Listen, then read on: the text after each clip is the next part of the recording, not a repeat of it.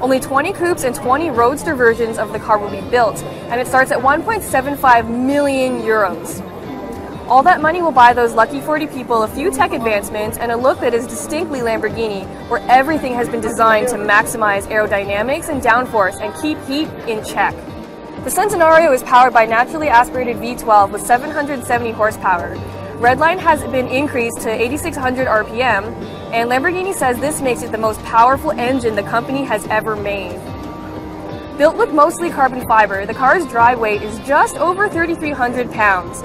0 to 62 miles an hour can be achieved in 2.8 seconds, and the car's top speed is 217 miles an hour. The new rear-wheel steering system will help make the Centenario more agile at lower speeds and give it more stability at higher speeds. There's also an extending rear wing that provides more downforce. The first Centenarios will be delivered this fall, but if you want one, too freaking bad, because all 40 of them have already been sold out. This is the Huayra BC, and it's meant to do battle with cars like the LaFerrari. So you know Pagani means serious business with this one.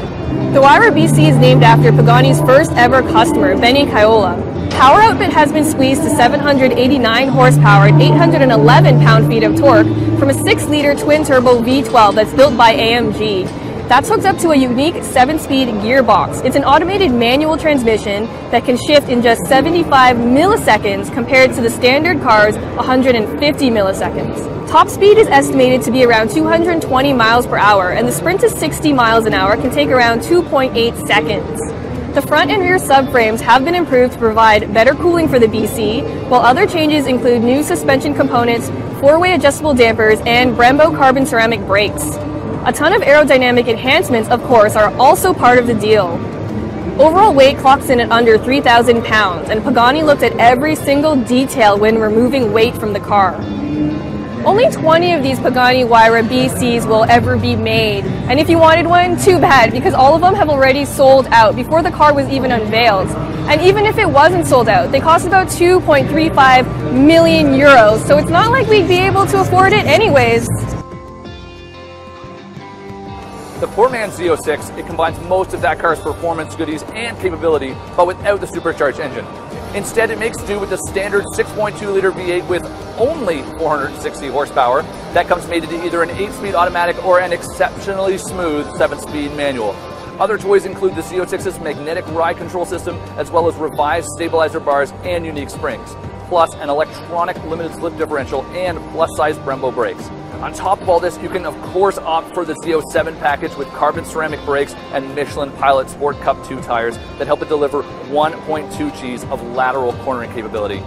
Overall, Chevy says it's a second faster around its test track than the old ZR1. All this, and it looks fantastic too, both inside and out. I mean, just look at that outrageous blue interior. Outside, it's got that Z06 style grille and wider rear fenders. And let's not forget the classic hash marks on the front fenders. Part of the ongoing partnership between Mazda and Fiat, this car takes performance to a new level, or at least it's supposed to, but someone forgot to tell the guys who worked on the engine. Under the hood is a tiny turbocharged 1.4-liter 4-cylinder engine. It's small, but it does make impressive horsepower at 170 horsepower and 184 foot-pounds of torque. The problem is, that's just 10 more than the Fiat version. The good news is, there are rumors the US spec model will get even more. I sure hope so. A bar says it'll do 0 to 62 miles an hour in 6.8 seconds. A 6-speed manual will be offered, as well as the world's coolest sounding automatic transmission, the Sequentiale Sportivo. More than just a silly paint job, it comes with a sport-tuned exhaust and a standard limited slip differential. If you're an Italian car snob, you'll probably care that each one of these vehicles comes certified by an Abarth technician and comes with a special numbered plaque. You'll probably care less about the price, and that's a good thing, because I don't know what it is yet, but I can tell you I bet it'll be one expensive Miata.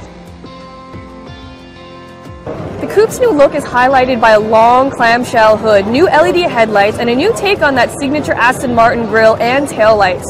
The profile is arguably the coupe's best angle, as the gorgeously sloping roofline and exaggerated rear haunches easily makes this the best looking car in the whole lineup. The DB11 is built on a new aluminum architecture that is lighter and stronger.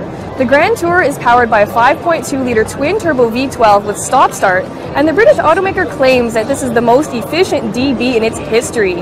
Hooked up to an 8-speed automatic transmission, it has 600 horsepower and 516 pound-feet of torque, making the DB11 the most powerful DB ever. It also has a top speed of 200 miles per hour and can sprint to 62 miles an hour in 3.9 seconds. Aston Martin also has plans for a V8-powered DB11 and will likely source that engine from AMG. 3 drive modes will be available: GT, Sport, and Sport Plus, which will change how responsive the car is. Performance is bolstered by torque vectoring by braking and adjustable damping. Inside, the DB11 gets a 12-inch display and some other technology developed with Daimler, like an 8-inch TFT instrument cluster. The setup will be controlled by a dial and an optional touchpad that understands smartphone gestures. A new self-parking feature and a 360-degree camera is also available. The car arrives in the last quarter of 2016. So this DB11 is the most powerful and the most efficient DB that's ever existed, and I'm going to argue that it's also the most sexy. The GTC and the Lusso parts of the name come from historic Ferrari models, while the 4 signifies how it has 4 seats. So the name and increased practicality aren't that sexy, but everything else about the car is still pretty hardcore. Powered by an incredibly rare, naturally aspirated 6.3-liter V12 that revs all the way to 8,000 RPM, the GTC4 Lusso puts out 680 horsepower and 514 pound-feet of torque. 80% of that torque is accessible at a low 1750 RPM. This makes it more powerful than the FF it replaces, but Ferrari also says that it's 30% more efficient. The hatch does the sprint to 62 miles an hour in 3.4 seconds, and top speed is rated at 208 miles an hour. Besides the FF it replaces and the LaFerrari, this is the 3rd Ferrari to use all-wheel drive. The Grand Tourer also uses rear-wheel steering, which makes it more agile at lower speeds while increasing stability and responsiveness at higher speeds. The production version of the Regera concept unveiled last year. It's the latest offering from the Swedish boutique exotic car maker, pairing an 1100 horsepower 5-liter twin-turbo V8 with 3 electric motors. That'll send this Swedish rocket to 100 kilometers an hour or 62 miles per hour in just 2.8 seconds, 124 miles an hour in 6.6 seconds, and 186 miles an hour in 10.9 seconds. And it'll take roughly 20 seconds to reach its top speed of 255 miles an hour. And did I mention it looks just outrageous? Because it does, especially with that active rear spoiler and the brand's trademark doors. Weighing in at 3,505 pounds, it's roughly 900 pounds lighter than a Bugatti. If all of this impresses you and you've got $2 million to spare, the lineup starts right here to be one of the lucky 80 people who might own this fantastic piece of machinery. Its predecessor, the Chiron uses an 8-liter quad-turbocharged W16 engine, though power has been boosted to an incredible 1,500 horsepower and 1,180 pound-feet of torque. That makes this car the most powerful production car ever, with an output about 300 horsepower over the Veyron. Are you ready for some crazy numbers? This new French supercar can jump from a standstill to 60 miles an hour in under 2.5 seconds, and it can make the run to 186 miles per hour in just 13.6 seconds. This engine uses 32 fuel injectors, and of course it has extra measures for mass reduction. Thanks to these enhancements, it can inhale more than 60,000 liters of air per minute when running at full speed. That extra power compared to the Veyron comes courtesy of 4 larger turbochargers and a new 2-stage turbo charging setup. Off the line, only 2 of the turbos engage, while the second 2 activate at 3,800 RPM. Bugatti says this will eliminate turbo lag and deliver a perfectly linear power curve from 2,000 RPM up. Underpinning the Chiron is a fully carbon fiber monocoque, which Bugatti says is as stiff as an LMP1 race car. In fact, this is the only car in the world where the airbag actually punches through a carbon fiber housing. Top speed for the Chiron is going to be limited at 260 miles per hour, but that's only for road travel. So expect an even faster version to eventually become available, though it may not even be street legal. Bugatti has also said that it wants to go for a new world speed record with this car, which has a speedometer that goes up to 310 miles per hour. It might not quite make it to that mark, but expect it to be very fast. As can be expected from a car this expensive, the interior looks absolutely gorgeous and the leather looks so rich. Bugatti is only going to build 500 units of the Chiron, and the brand says that 1/3 of them are already spoken for. The price? Well, honestly, if you have to ask, you probably can't afford it, but each one of these cars is going to sell for 2.4 million euros.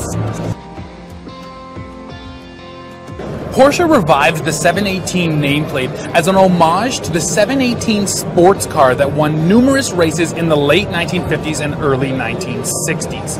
Porsche also brought back the designation so folks won't be confused between this car and all of those new 911 turbos. The standard Boxster uses a new 2-liter flat-4 turbo engine that cranks out 300 horsepower and 280 pound-feet of torque, while the Boxster S model comes with a 2.5-liter turbocharged mill, developing 350 horsepower and 309 pound-feet of torque. According to the brand, this new engine should help to enhance fuel economy by up to 14%. Both of the engines are paired to a 6-speed manual transmission as standard, although the PDK automatic is available as an option. Jumping from 0 to 60 miles an hour will take 4.5 seconds in the standard car, while the S model will do it in 4 seconds flat. To make sure the car can handle that new turbo power, Porsche has also retuned the suspension and added larger brakes.